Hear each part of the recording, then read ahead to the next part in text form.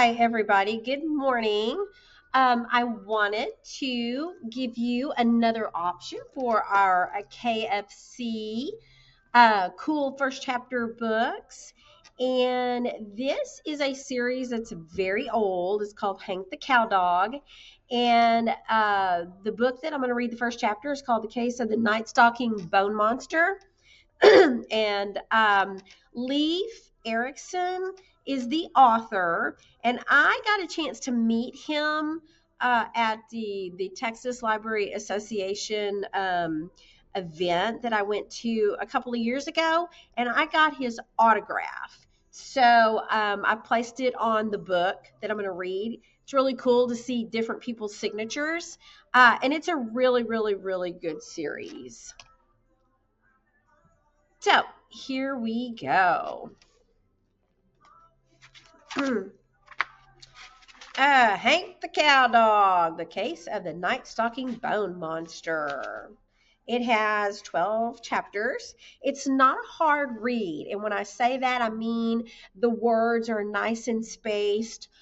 They're on our fourth and sixth grade level. And it's just an easy book to read, to get through, to be able to finish. I like books like that aren't so overwhelming with words and little bitty words. And I feel like when I read it, I'm never going to get through it. So this is a real, what I call easy read. So here we go. The Incredible Reindeer Snouts. It's me again, Hank the Cowdog. Do you believe in bone monsters? Neither did I, until one struck our ranch and made off with my fortune in buried bones. And then I had no choice but to believe in them. Bone monsters, that is. I had always believed in bones. Well, who wouldn't believe in bones? They're one of the things that give meaning to a dog's life. I love bones, always have. They're wonderful. So this is told from the point of view of Hank the Cowdog. Bone monsters, on the other hand, aren't wonderful, and I don't love them. They're very scary, as you will see if you should happen to work up the courage to read this story. And let me warn you right here, don't tackle this story unless you've completed a course in monster safety. Because, well, I don't know what might happen. Something bad. So I don't know where you can find a course in monster safety, but this is a fiction story, so it's all made up. Bedwetting, a runny nose, heat rash, palmetto burr, those are some diseases he thinks you could catch. You've been warned. Proceed with caution. It all began, as I recall, around the middle of March. No, the middle of April. And I can pin it down to the very exact day. It was the 14th of April. I happened to be sitting near the front gate facing east. I had barked up at the sun at precisely 7 o'clock. After performing that very important duty, I lingered near the front gate to do a turkey patrol. Whilst I was barking up at the sun, don't you see, my ears began picking up unusual signals from a chinaberry grove near the creek. I stopped, froze.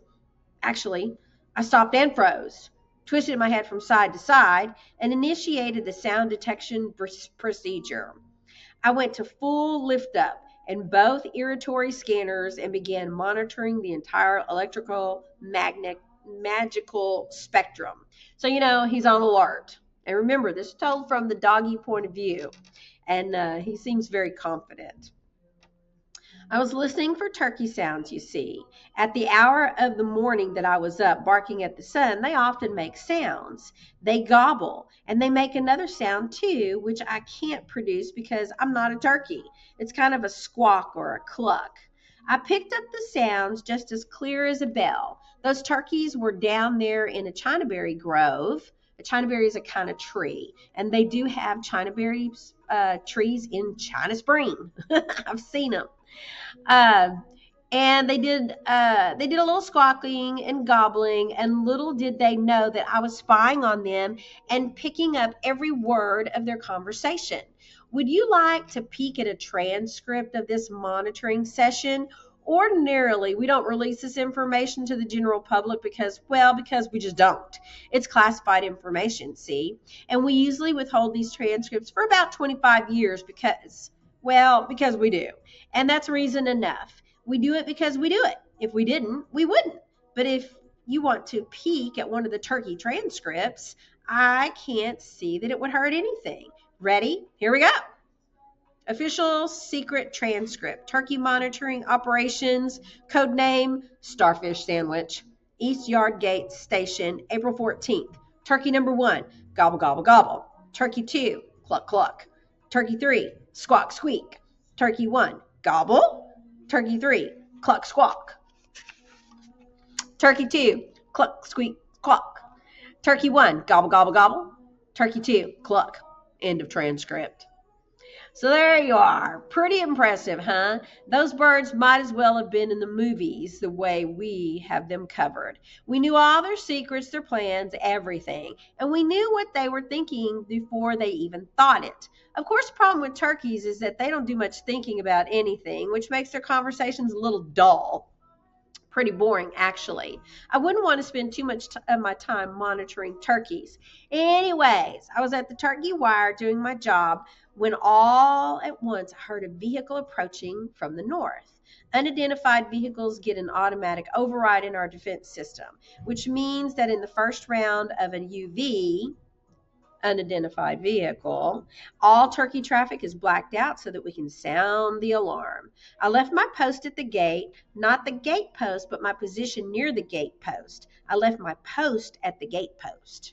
Phooey, I left the gate, never mind the post. I went ripping out to intercept the okay, relax. It was Slim's pickup truck, which no doubt contained Slim. Slim was the driver, see, and once I had established this fact, I switched all circuits from emergency red to routine blue and provided Slim with an escort all the way to, so he was chasing the car. That was odd. Instead of driving down to the corrals, which he usually went at this hour of the morning, he stopped in front of the house.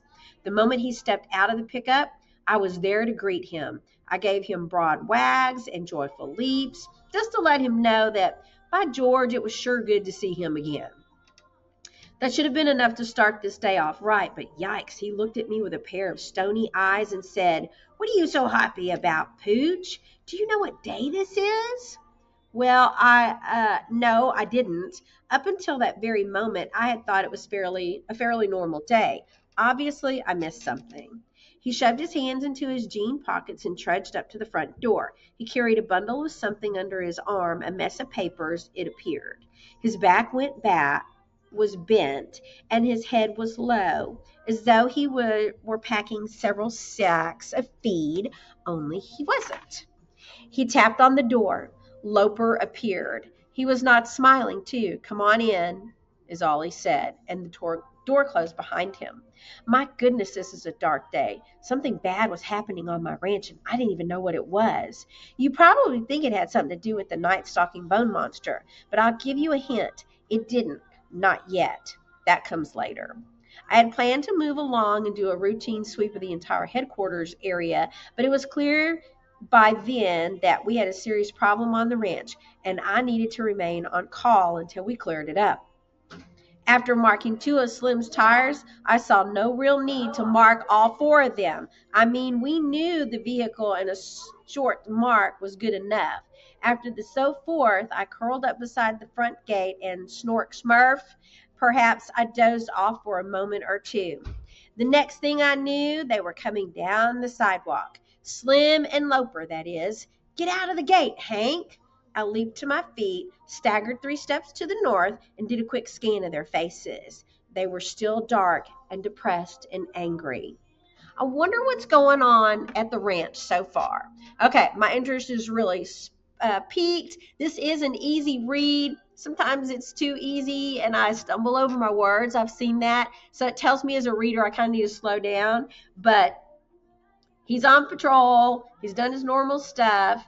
And the owners of the ranch have had a meeting in the house. And now they're coming out. And there's something going on. And they had a bunch of papers. And they're not smiling. So I'm wondering what's going on. And I know he said it didn't have anything to do with the night-stalking bone monster. Not yet. But I wonder if it's leading up to it. Okay, so if you're interested to find out more about the rest of this story, come try The Case of the Night-Stalking Bone Monster. It is part of the Hank the Cowdog series. And it's in our KFC bookshelf, which is right by the checkout. No, I'm sorry. It's right by the computers where you can browse for books. Right on the corner. It's got a big old sign. See you guys later.